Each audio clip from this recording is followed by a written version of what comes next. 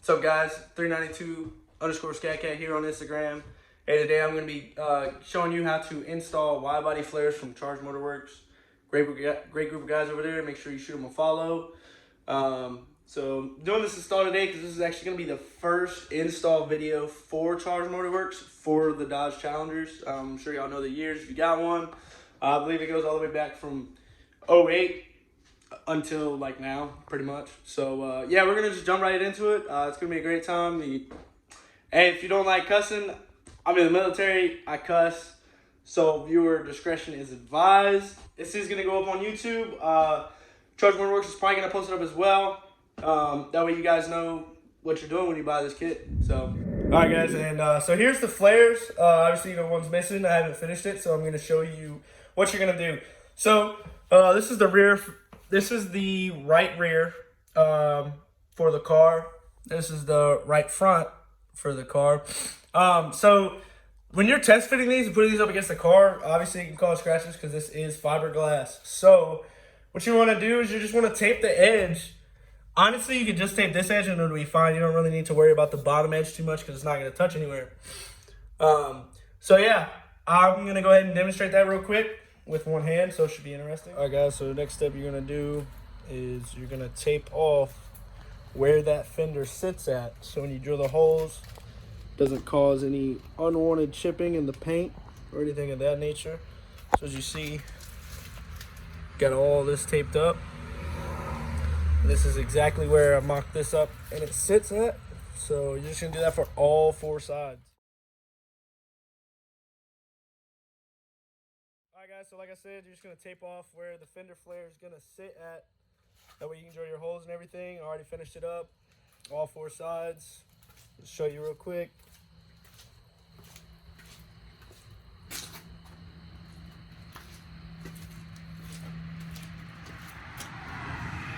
Now, if you have a Hellcat front end or something with a chin spoiler, you're going to have to cut it, because the fender flare will not go on without cutting it. So sometimes you just gotta fucking send it. You can stop recording. So if you're Amish, feel free to use a handsaw circa 1852. So the next step you're gonna do is you're gonna tape up the flare as good as possible. So clearly I use like half a roll of tape.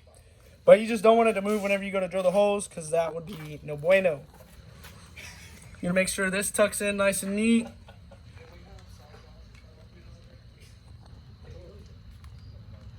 Alright, guys. And you're just going to do that 4 times. We'll show you how the back looks and then start drilling holes. Alright, just got done going to the church. We've said our Father some Hail Marys. Burned our Lady of Guadalupe candle, and we're ready to drill some holes into the fender. Yeah, so one thing you want to make sure when you're drilling these holes, make sure you have someone up here to apply pressure, so if it does catch for some reason, it doesn't move at all, because then you don't want that to happen, because it's not going to be a good day, and you're going to have to buy a new fender. And if you do it on the back of the car, good luck. So, anyway, make sure you expose the holes. It's a 1/4 inch drill bit that you're going to use on there, and we're going to send it and show you the results after. Okay, so first fender flare was drilled. So now you're going to pull that baby back off, make the holes a little bit bigger with what size we rocking now? 3/8? Now it is a, 3/8. All right, so just make sure you're applying good pressure. It also hurts. It also, yeah, good angle and helps. Make sure you're going with the angle of the fender instead of like straight. So when you put the rivet nut in and clamp it, it's going to sit out straight and you're going to have a gap. So, yeah. And in our minutes of experience, it also helps to curse a lot at the fender. Really helps muscle it into place. All right, guys, so we already went ahead and did the driver's side. It's already on and mounted up. We're going to show you the steps we did to get it where it is now. It is a tedious process, and you can never use too much tape. So you want to make sure that you tape everything really good. Make sure whenever you are taping it up, you're applying pressure around the edges. That way you get this nice seal. That way whenever you go to drill, you don't have any gappage or anything that's going to cause any issues down the road. So with that being said, we are about to commence to drilling the holes. And first thing you're going to drill them out with is going to be a 1/4 inch drill bit. That is actually the size of the holes in the fiberglass that come pre-drilled from Charged Motorworks. So we're going to go ahead and do that. And all right, guys, so we drilled out all the holes here, as you see. So the biggest thing you want to be careful with whenever drilling these holes out is make sure you're going with the angle of the body lines. So as you see, you got this. So you want to make sure when you're going in, you're going at the angle that these bolts are going to be mounted in here, or you'll have some gaps and it won't seat properly, and then you'll run into more problems. So now what we're going to do is we're going to take off all this tape, and then we're going to make the holes bigger. So we'll show you guys. So we took the fender off. Holes are going to look pretty gnarly. That's with a 1/4. So then your next step up that you're going to do is, this is a 5/16. You're going to drill that out next.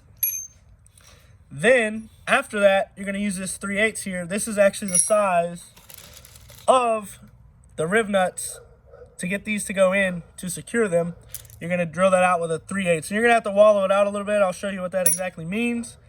After you drill with a 3/8, you're going to come with a very oversized drill bit, and you're going to lightly turn it on the body to get rid of any of the burrs and everything. That's called deburring, and that'll prevent anything not sitting flush. So let's do it. We already did the 5/16 and the 3/8 drill outs.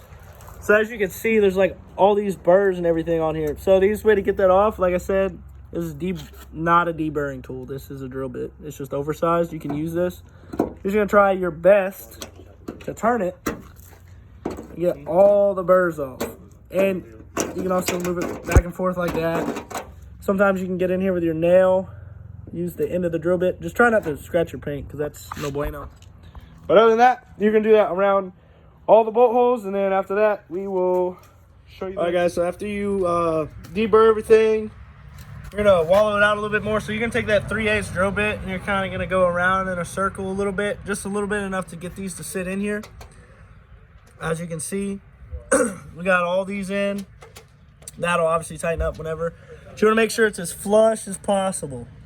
It's the biggest thing. All right, this one's pretty spot on. Whenever you do bucket, it will kind of get rid of most of that right there. So for example, this is the riv nut that you're gonna put in. Literally just gonna pop it in like that, and she's good. And we're just finishing it up, and then I'll show you how to buck the rivets. You're gonna need a special. All right, guys, so we got all the riv nuts in. So next thing you're gonna need is this right here. It's a hand riveter kit. It's got a couple different options as far as sizes and everything goes. So for these that Charged Motorworks provides, you're gonna use a 1/4-20. So with that, the side you're actually using is the 1/4. So it's dual-sided. So for example, there's 1/4 right here, and on the other end, if you take all this off, I'm not gonna do it to show you, but if you take all of it off, it'll be a 20. So shout out to Buzzed_Scat for letting me use this beautiful tool here, because I did not want to go buy one. So we're gonna show you what. So this is the magical tool here. There's threads inside of here that the actual nut is gonna go into.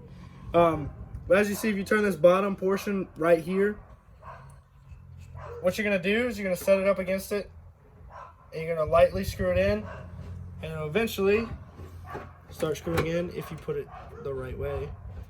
Then you want it to be flush with the fender and everything. So if you expand this as it is right now, then drill it in,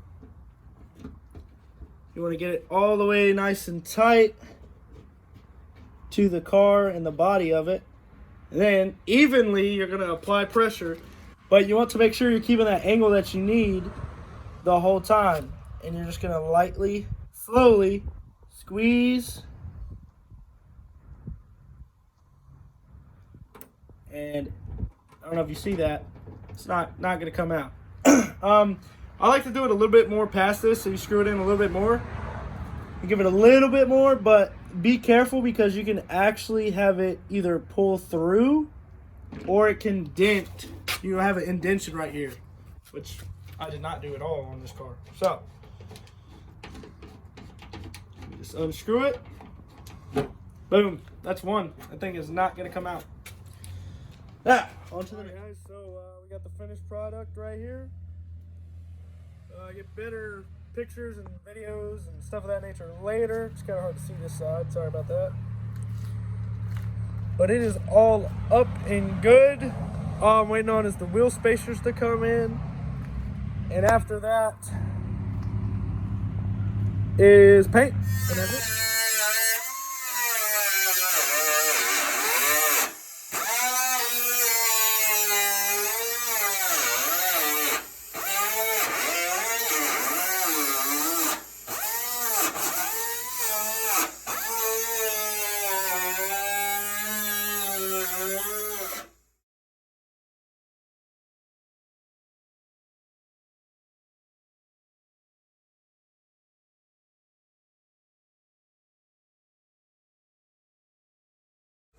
You have to cut the bag, did you?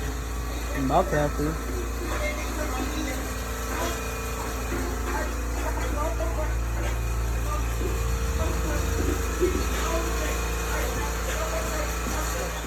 Alright, yo, what's up? This is Andre at Meticulous Customs. And right now, I'm working on this Challenger Widebody kit.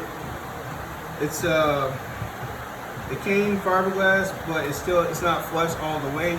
So what I'm doing right now is taking some fiberglass Bondo and just filling in all the cracks you see right here. If you want to get closer, you see these cracks right here. So we're just gonna put a little bit of fiberglass in it just to make it really, really tight to get it nice and flush.